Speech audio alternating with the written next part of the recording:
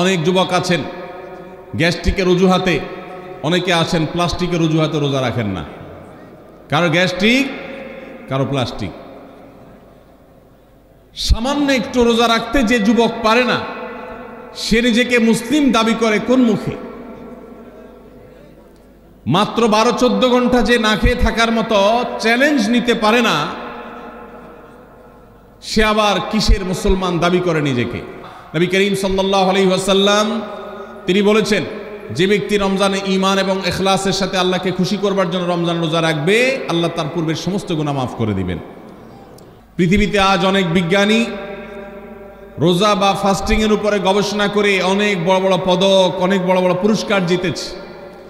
এখন ডাক্তাররাও আমাদেরকে বলে যে একটা সময় আমরা যেন ফাস্টিং করি, একটা সময় আমরা যেন না খেয়ে থাকি, এটা আমাদের স্বাস্থ্যের জন্য ভালো। নবী সাল্লাল্লাহু আলাইহি সাল্লাম সেই ১৫০০ বছর আগে আল্লাহর দেয়া বিধান আমাদেরকে জানিয়েছেন। রমজানে পুরো মাস রোজা, শাবানে মুহররমে বেশি বেশি নফল রোজা, সোমবার বৃহস্পতিবার সাপ্তাহিক রোজা, চাঁদের 13, 14, 15 আইয়ামে বীজের মাসিক রোজা।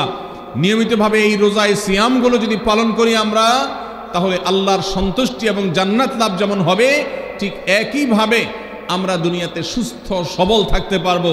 আমাদের শরীরে অতিরিক্ত যে চর্বি তৈরি হয়, বিশেষ করে আজকের বিশ্ব বাস্তবতায়, এই চর্বিগুলোকে বার্ন করার জন্য রোজার কোনো বিকল্প নাই। তাহলে রমজান মাসের রোজা রাখা এটা শুধু ফরজ না, মৌলিক ফরজ।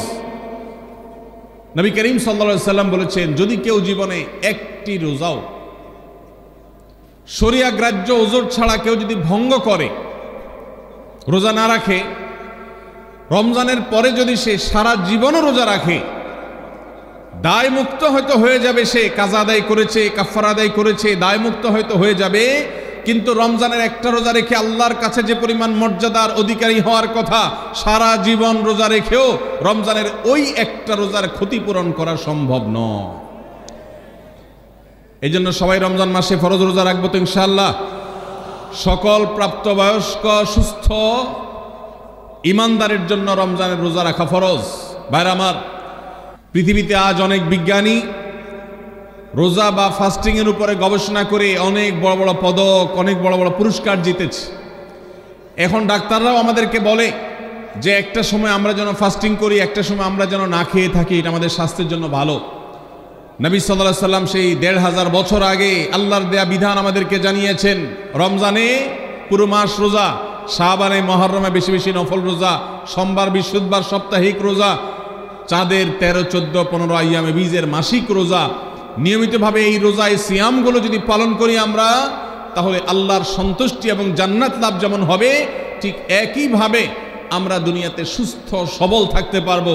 আমাদের শরীরে অতিরিক্ত যে চর্বি তৈরি হয়, বিশেষ করে আজকের বিশ্ব বাস্তবতায়, এই চর্বিগুলোকে বার্ন করার জন্য রোজার কোনো বিকল্প নাই। যদিও চর্বি বার্নের উদ্দেশ্যে রোজা রাখলে সে রোজা রোজা নয়।